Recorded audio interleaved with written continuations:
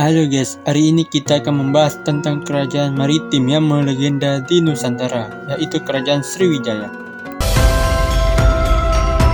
Sriwijaya pernah menjadi pusat perdagangan kuat dan berpengaruh di Asia Tenggara selama berabad-abad. Tapi, tahukah kamu bagaimana kerajaan ini bisa bangkit menjadi penguasa maritim? Dan apa yang menyebabkan kejayaannya runtuh? Yuk simak perjalanan menarik Kerajaan Sriwijaya ini. Masa kejayaan Sriwijaya.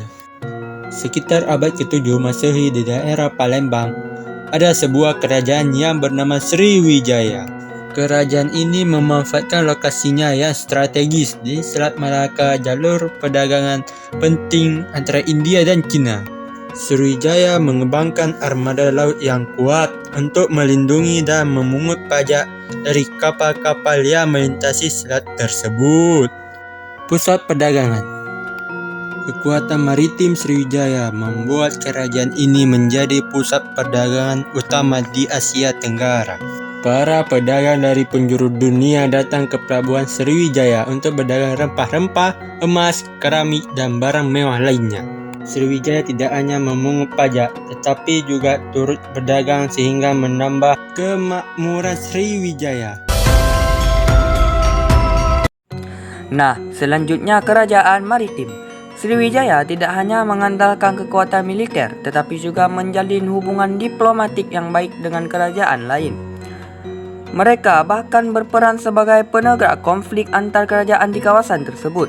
Selain itu, Sriwijaya menjadi pusat pendidikan agama Buddha Mahayana. Banyak pelajar dan biksu dari Cina dan India datang untuk belajar agama Buddha di Sriwijaya.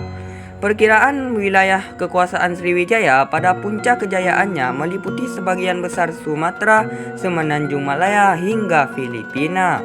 Jejak peninggalan Sriwijaya dapat ditemukan di berbagai tempat seperti prasasti Kedukan Bukit yang menyebutkan seorang raja yang bernama Dapunta Hyang Srijayangga.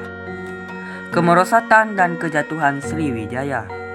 Di sini perlu teman-teman ketahui bahwasanya pada awal memasuki abad ke-11, Sriwijaya mulai menghadapi ancaman dari luar. Kerajaan Chola dari India melancarkan serangan laut ke Sriwijaya pada tahun 1025. Serangan ini berhasil merebut ibu kota Sriwijaya di Palembang dan melemahkan kekuatan maritimnya. Selain serangan Chola, ada beberapa faktor lain yang menyebabkan kemunduran Sriwijaya, yaitu pertama, perubahan jalur perdagangan. Setelah abad ke-12, jalur perdagangan laut mulai bergeser ke arah timur, melewati Laut Cina Selatan. Hal ini membuat Selat Malaka tidak lagi menjadi jalur utama sehingga Sriwijaya kehilangan pendapatan dari pajak perdagangan. Kedua, kemunculan kerajaan baru. Kerajaan-kerajaan lain di Nusantara seperti Majapahit di Jawa Timur mulai bangkit dan mengambil alih peran Sriwijaya sebagai pusat perdagangan. Akhir kerajaan Sriwijaya. Sriwijaya terus melemah dan akhirnya runtuh pada abad ke-13. Meskipun demikian, warisan Sriwijaya sebagai kerajaan maritim yang kuat dan pusat perdagangan di Asia Tenggara tetap dikenang hingga saat ini.